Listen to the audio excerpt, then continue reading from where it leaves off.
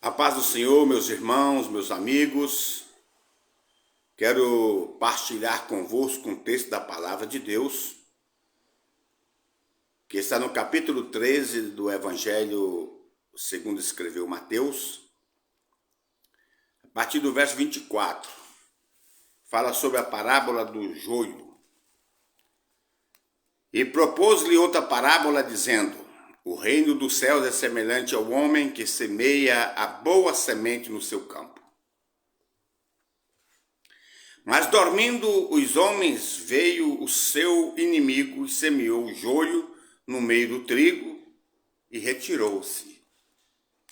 E quando a erva cresceu e frutificou, apareceu também o joio. O servo do pai de família, indo ter com ele, disseram-lhe: Senhor, não semeaste tu no teu campo boa semente? Por que tem então o joio? E ele disse: um homem inimigo é que fez isso. E os servos lhe disseram: queres, pois, que vamos arrancá-lo? Ele, porém, lhe disse: não, para que, ao colher o joio, não arranqueis também o trigo com ele. Deixai crescer ambos juntos e até a ceifa. Então, por ocasião da ceifa, direis aos ceifeiros: colhei primeiro o joio e atai-os em molhos para o queimar, mas o trigo ajuntai no seu celeiro. Amém? Amados irmãos, eu fico assim meditando na palavra de Deus, o quanto a palavra de Deus é rica. Por que Jesus propôs essa parábola do trigo e o joio?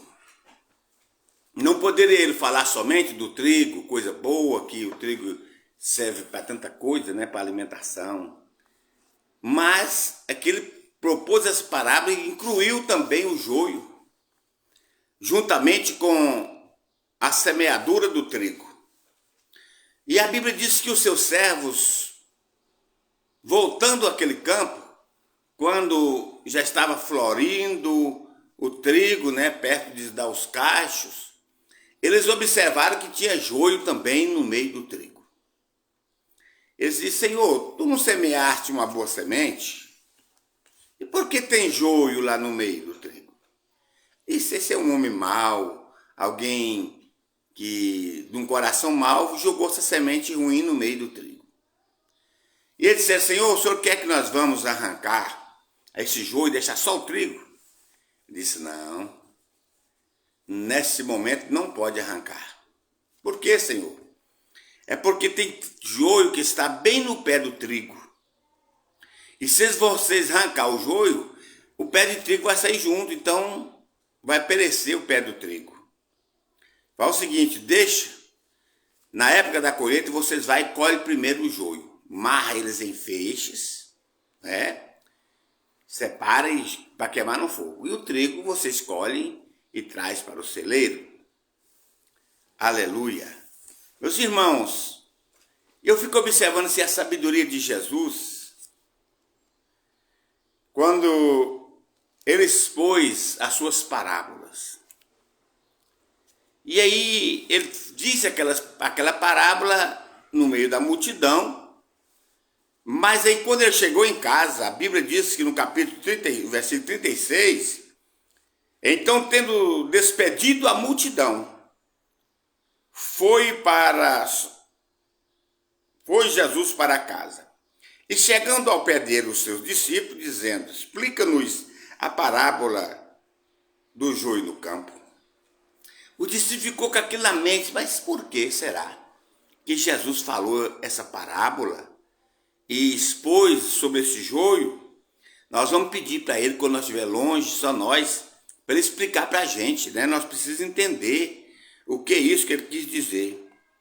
E ele respondeu e disse: o que semeia boa semente é o Filho do Homem. Aleluia. Jesus. Ele veio semeando a semente do Evangelho. Ele veio semeando nessa terra, né? E ela germinou. A semente nasceu, aleluia. Ele disse: o campo é o mundo, aonde será semeada, né, a boa semente.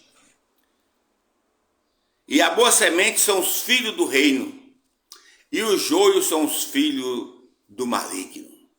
Irmãos, amigos, veja bem que nós vamos viver sempre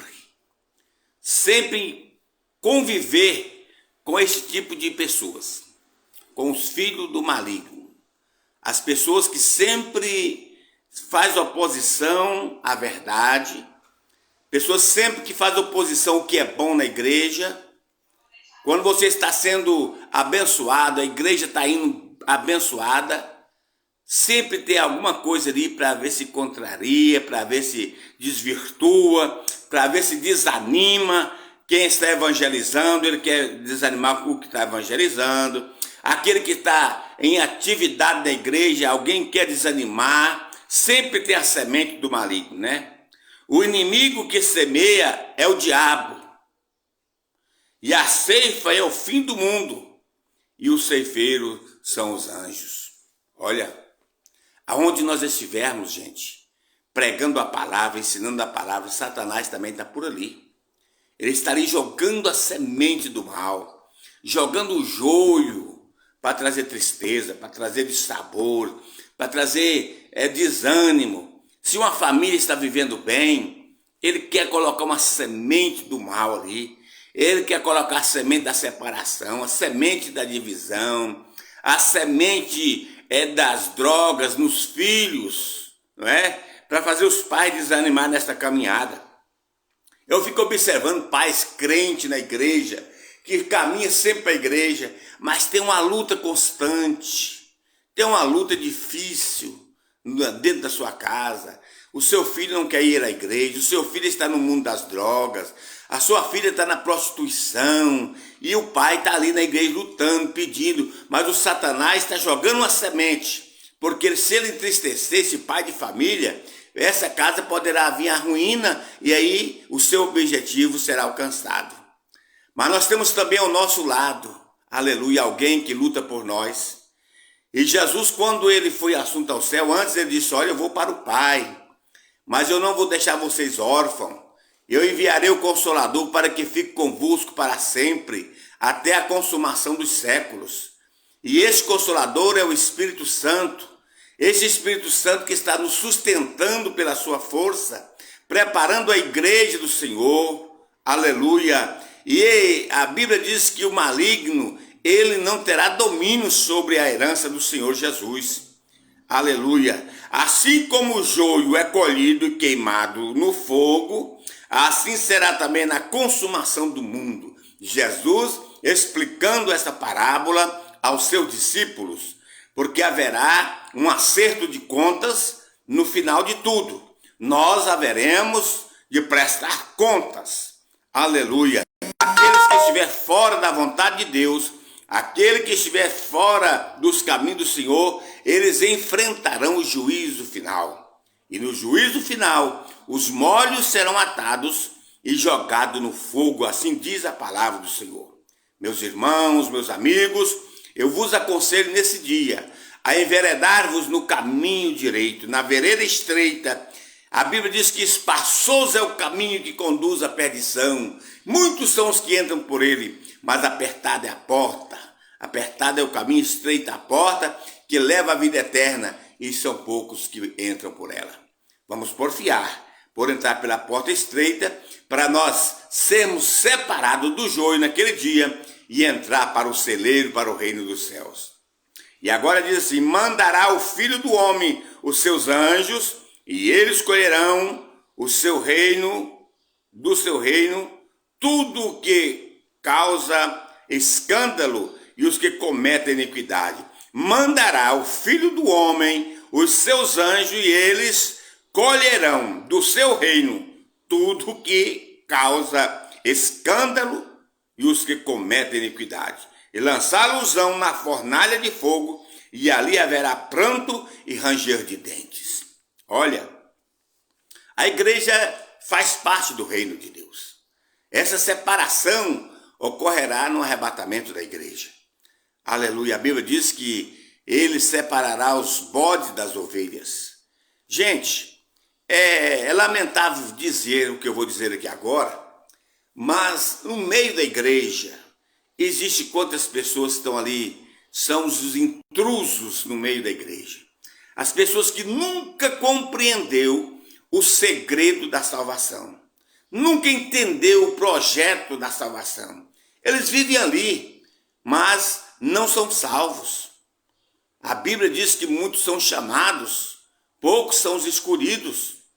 E eu estava ontem evangelizando, cheguei na casa de um certo moço, e ele estava reclamando de alguém que é crente, fazendo algo, uma injustiça com ele. Eu disse, meu filho, você precisa aceitar Jesus e não se espelhar em pessoas que estão dando mau testemunho, mas se espelhe em pessoas melhor do que você, pessoa que pode te enveredar para o caminho da verdade. Nós não podemos ficar olhando para pessoas que estão escandalizando, porque a Bíblia diz aqui, mandará o Filho do Homem, o seu anjo, e ele colherão do seu reino todo o que causa escândalo, viu? E os que cometem iniquidade. Olha, a Bíblia diz, Jesus disse, é aquele que faz escandalizar um dos meus pequeninos, melhor fora que ele amarrasse uma pedra de moinho no pescoço e lançasse na profundeza do mar, do que se fazer escandalizar um dos pequeninos. Um que foi comprado com o sangue de Jesus. Um que foi remido pelo sacrifício lá da cruz do Calvário. Então, gente, é por isso que a Bíblia diz, fazei veredas direito para os vossos pés, para que aquele que manqueja não caia, mas que seja sarado. Aleluia. Um dia eu estava pregando na igreja e falei sobre esse texto sagrado e disse, olha, nós devemos fazer vereda direito para os nossos pés, porque atrás de nós existe alguém nos acompanhando, alguém seguindo nossas pisadas, e nós precisamos deixar um caminho bom para essas pessoas. Quando terminou o culto, que eu ia saindo no espaço da igreja, no pavilhão da igreja, alguém me acompanhou e disse, olha, tem muito tempo que eu estou acompanhando o senhor. Eu naquele momento eu senti um grande aperto. E eu disse para ele, pois eu vou lutar para mim nunca deixar uma pedra no meu caminho, um garrancho para você nunca se atrapalhar, que você possa chegar no reino dos céus. Então vamos preparar, meus irmãos, cuidar de nós mesmos, vamos cuidar da nossa vida, vamos preocupar como estamos vivendo, se nós estamos verdadeiramente sendo luz do mundo, sal da terra, como Jesus nos ensinou. O último versículo, então os justos resplandecerão como o sol no reino de seu Pai. Quem tem ouvido para ouvir, ouça. Mas os justos resplandecerão como o sol no reino de seu Pai. Quem tem ouvido para ouvir, ouça. Tem muita gente que tem ouvido, mas não quer ouvir. Tem muita gente que ele não quer dar ouvido às verdades do Evangelho. O pastor ensina, né? Nós vamos à escola bíblica dominical, ensina, mas ele nunca quer captar o ensinamento, porque ele está com a comichão nos ouvidos para não ouvir a verdade do Evangelho. Mas, irmãos, amigos, vamos estar atentos, com os ouvidos aguçados, para ouvir a palavra de Deus e guardar em nossos coração, para que nós venhamos brilhar, aleluia, como o sol no reino de nosso Pai, que está no céu. Que Deus abençoe a cada um de nós, que sejamos firmes, sempre firmes nesta caminhada. Que nada dessa vida venha nos embaraçar, mas que possamos olhar firmemente para Jesus, o autor e consumador da nossa fé. Que Deus abençoe a todos em o nome de Jesus.